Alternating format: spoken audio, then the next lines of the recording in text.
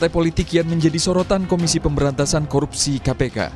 Dari data Komisi Anti Rasuah, diprediksi lebih dari 60% kasus dugaan jual beli kasus jabatan korupsi yang di diproses pemerintahan KPK Kabupaten merupakan Kudus. politisi Salah yang satunya menempati Bupati posisi Kudus. sebagai Menteri Wakil Sosial Presiden Juliari Kepala Peter Daerah. Batubara ditetapkan sebagai tersangka bersama 4 orang lainnya dalam kasus dugaan korupsi dana bansos COVID-19 untuk wilayah Jabodetabek pada 2020.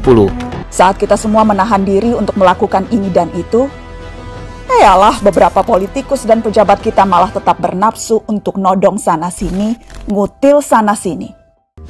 Ibarat mahasiswa, pemerintah dalam ngejalanin tugas negaranya juga dapat nilai IPK. Dan yang paling gampang ketebak, nilai-nilai yang sering jeblok bagi negara kita, Indonesia.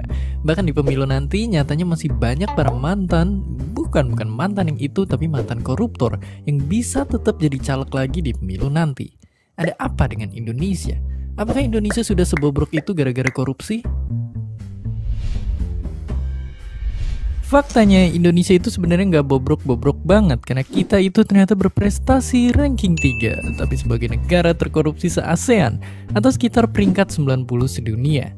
Kita bisa punya prestasi hebat itu karena Indonesia sayangnya bisa kehilangan uang triliunan tiap tahunnya cuma gara-gara korupsi.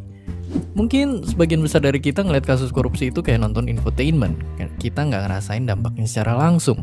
Tapi duit sebanyak itu kalau dihitung-hitung bisa bantu ngebiayain puluhan ribu anak bisa sekolah dari SD sampai mereka lulus sarjana.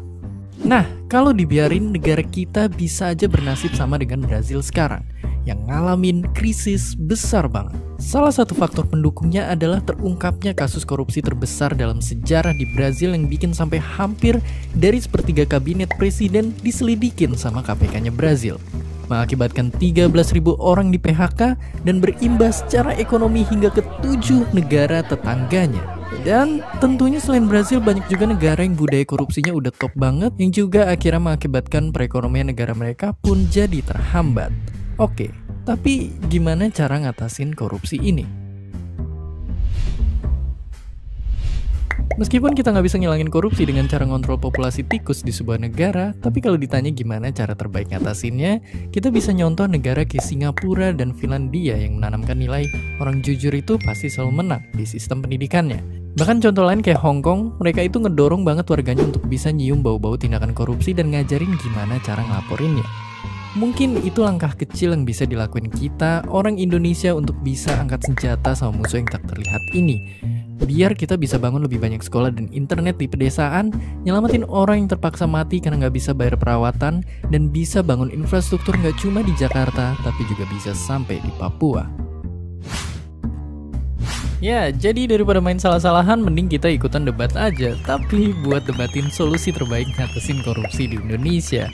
Lagian, kalau aja Indonesia berhasil bebas korupsi, mungkin semua orang di dunia jadi pengen berbondong-bondong pindah ke Indonesia. Dan seperti biasa, terima kasih.